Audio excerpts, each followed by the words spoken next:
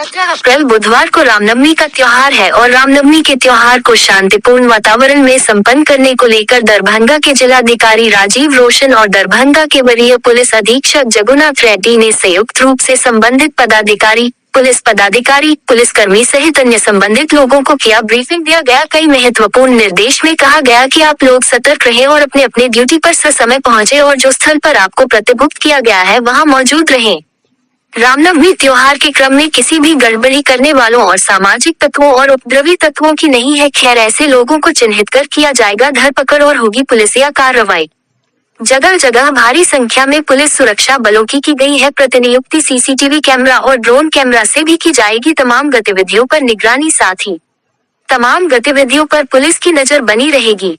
किसी भी तरह की गड़बड़ी करने वालों को किसी भी हाल में बख्शा नहीं जाएगा और किसी भी प्रकार का अगर कोई अफवाह फैलता है तो ऐसे लोगों पर भी होगी कड़ी कार्रवाई। सभी संबंधित पदाधिकारियों को डीएम और एसएसपी ने रामनवमी त्योहार को लेकर सभी पुलिस पदाधिकारी से लेकर संबंधित हिदायत देते हुए कहा है कि आप लोग शांतिपूर्ण माहौल में रामनवमी का त्योहार को संपन्न कराएं।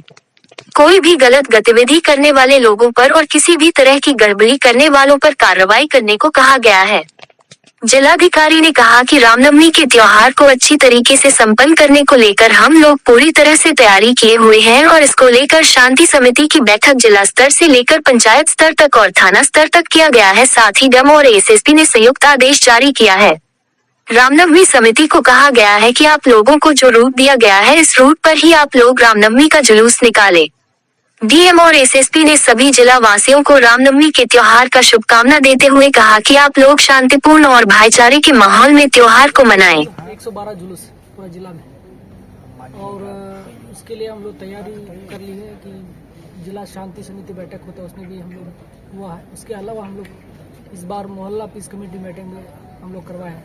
हर जहाँ सेंसिटिव पॉइंट्स है वहाँ मोहल्ला पीस कमेटी बनाएगा इस बार। और जुलूस का जो समिति है उसका समिति के साथ भी थानाध्यक्ष के द्वारा लगातार मीटिंग किया गया। और उसके अलावा हम लोग जो हर बार तैयारी करते हैं जो एसओपी सीसीटीवी कैमरा हम लोग लगवा रहे हैं और बैरिकेडिंग कुछ जगह पे लगाएंगे, ड्रॉप गेट्स रहेगा, वॉच टावर्स हम लोग लगवा रहे हैं, कंट्रोल रूम भी हम लोग दे रहे हैं और 10 बाइक बाटी हम लोग रेडी किए हैं। और उसके अलावा जो क्यूआरटी हमारा 7 क्यूआरटी है वो लोग भी रहेगा और वो हम कुछ हमारे नियंत्रण में रहेगा, कुछ डीएसपी जो है रैंक पदाधिकारी उनके नियंत्रण में है। और उसके अलावा जो हमारा पदाधिकारी और जो पुलिस पदाधिकारी और दंडाधिकारी ये लोग भी सेंसिटिव पॉइंट्स पे डिप्यूट किए हम लोग कर रहे हैं। और जुलूस के साथ भी फोर्स और पदाधिकारी रहेंगे और हम लोग तैयारी कर चुके हैं और ड्रोन्स भी यूज़ कर रहे हैं हम लोग इस बार कि ज़्यादा से ज़्यादा संख्या में हम लोग ड्रोन यूज़ करेंगे। अभी 3 दिनों तक लगातार पुलिस को लगातार जो हार्ड ड्यूटी करना है उसको लेकर क्या निर्देश दिए हैं?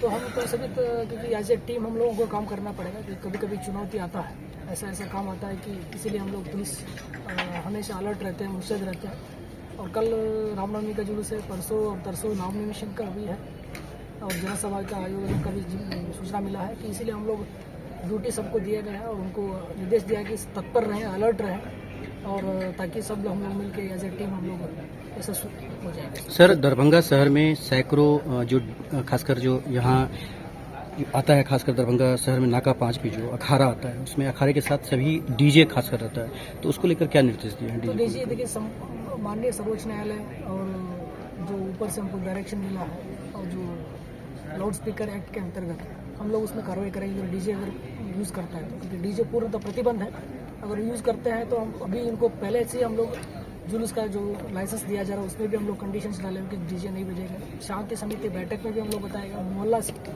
जाके हमारे थाना प्रभारी लोगों सबको निर्देश दिया गया कि डीजे नहीं बजेगा। और उसके बाद भी अगर बजाता है तो सर, लेकिन एक सवाल ये भी है कि त्योहार के बीच चुनाव आया है तो जहाँ पंडाल लग रहा है, दुर्गा पूजा हो रहा है और जैसे इस तरह के जो आयोजन है तो उसमें ये लागू हो रहा है या फिर मतलब?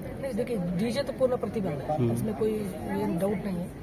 अगर उसको लगता है कि अगर उसके बाद भी हम यूज करेंगे तो हम उसकी सख्ती से कार्रवाई करेंगे। सर, कल का जो रूट मैप रहेगा, कहाँ से गाड़ी का प्रयाण होगा और कहाँ तक गाड़ी चलेगी? इसका अलग से ट्रैफिक प्लान की बहुत बड़ा ट्रैफिक प्लान।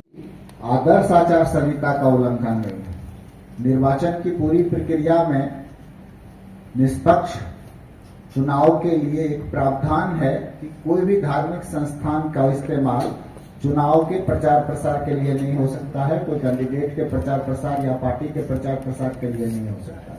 अगर ये हो रहा है तो फिर वो रिप्रेजेंटेशन ऑफ पीपल एक्ट के तहत अपराध है, उसके लिए कार्रवाई होती है। इस सब चीज से आप लोग अवगत हैं।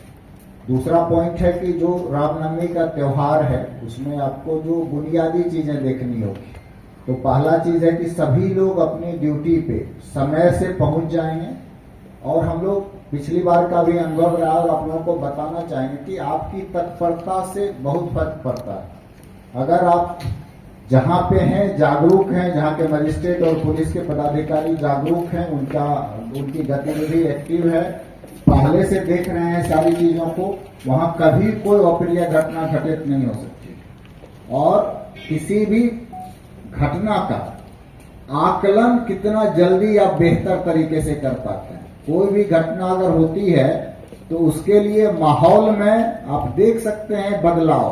कहीं भी 50 आदमी 100 आदमी अचानक से नहीं खड़ा हो जाता है और अचानक से नहीं एक दूसरे पे हाथापाई करने लगता है या एक दूसरे पे ईटा पत्थर चलाने लगता है। उसके लिए वहां पहले से कहीं ना कहीं विशेष वजह रहती है, लोग अपना अपना माहौल बनाते रहते हैं। अभी इस बात को एकदम ध्यान रखना है और जीरो टॉलरेंस। कमीशन का भी इस संदर्भ में हम लोगों पे दृष्टि है और राज्य सरकार का भी स्पष्ट निर्देश है कि कहीं भी हम लोग इस प्रकार की गतिविधि में नहीं, ये तो छोटा सा मामला है, आपस में तो इतना बहुत हर साल लोग लड़ते झगड़ते ही हैं, नहीं, जीरो टॉलरेंस। कोई भी आदमी को हम लोग इस अवसर पर ऐसा मौका नहीं देंगे जो तनाव पैदा कर सके, और अगर कोई ऐसा करेगा तो हम लोग उस पर सख्त से सख्त कार्रवाई करें। अभी आप लोग देखिए कि थोड़ा थोड़ा चूक के कारण किसी न किसी को माहौल बनाने का मौका मिल जाता है, जिसकी अपनी अलग मंशा होती है, उसके अपने स्वार्थ होते हैं। मैं आपको स्पष्ट रूप से खोल के बता रहा हूं, आप लोग बेहतर पढ़े लिखे हैं, समझ सकते हैं।